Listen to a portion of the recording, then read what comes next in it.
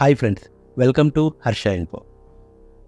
WhatsApp త్వరలోనే ఇండియాని విడిచిపెట్టి వెళ్ళబోతుంది. ఎస్, మీరు విన్నది కరెక్టే. ఈ స్టేట్మెంట్ని వాట్సాప్ తరపున ఒక లాయర్ ఢిల్లీ హైకోర్టులో ఏప్రిల్ 25 రోజున పాస్ చేశారు. సో ఈ స్టేట్మెంట్ని పాస్ చేయడానికి అండ్ దాని వెనకాల ఉన్న రీజన్ ఏంటో, అసలు సెంట్రల్ గవర్నమెంట్కి అండ్ వాట్సాప్కి మధ్యలో జరుగుతున్న ఇష్యూ ఏంటిదో, అండ్ అలాగే వాట్సాప్ ఎందుకు ఇండియాకి ఇలాంటి వార్నింగ్ ఇవ్వాల్సి వచ్చిందో, అండ్ అలాగే దానికి సెంట్రల్ గవర్నమెంట్ ఏం రిప్లై ఇచ్చిందో కూడా ఈ వీడియోలో చెప్పబోతున్నాను. So let's start our video.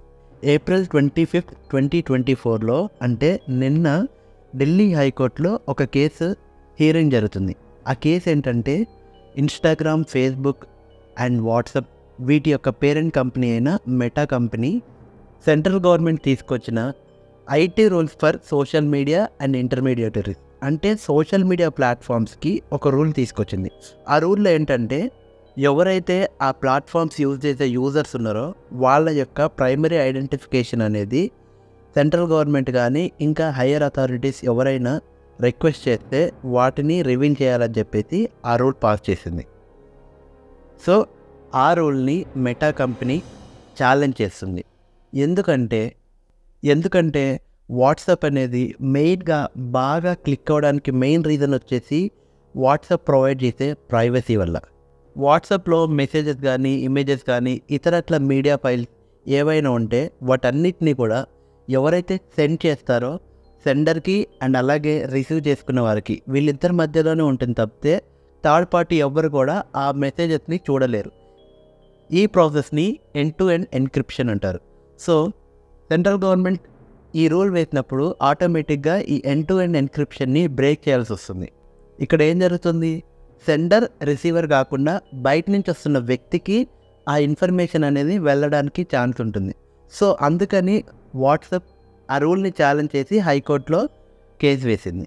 And అలాగే ఇటువంటి రూల్స్ ఎక్కడా లేవు, ఏ కంట్రీలో లేవు, అండ్ అలాగే ఏ కంట్రీలో కూడా మమ్మల్ని అడగలేదు. ఇటువంటి రూల్స్ తీసుకొచ్చినప్పుడు one of the social media platform అయినా మమ్మల్ని ఎటువంటి కన్సిడరేషన్లోకి తీసుకోకుండా ఇంట్రొడ్యూస్ చేశారు.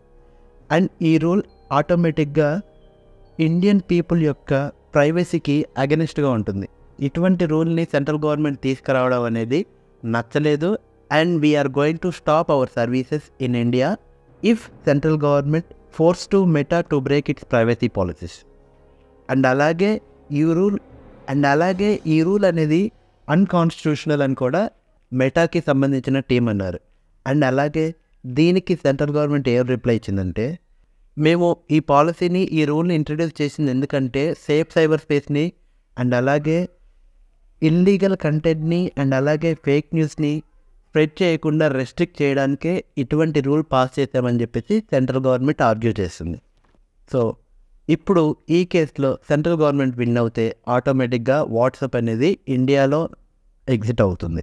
సో ఫ్రెండ్స్, ఈ కేసులో ఎవరిది రైటో ఎవరిది తప్పో అండ్ అలాగే ఈ కేసు గురించి మీ ఒపీనియన్ని కింద కామెంట్ సెక్షన్లో షేర్ చేయండి. అండ్ అలాగే ఈ వీడియో మీకు నచ్చినట్లయితే ఈ వీడియోని లైక్ చేయండి, షేర్ చేయండి అండ్ నా ఛానల్ని సబ్స్క్రైబ్ చేయండి. Thank you friends.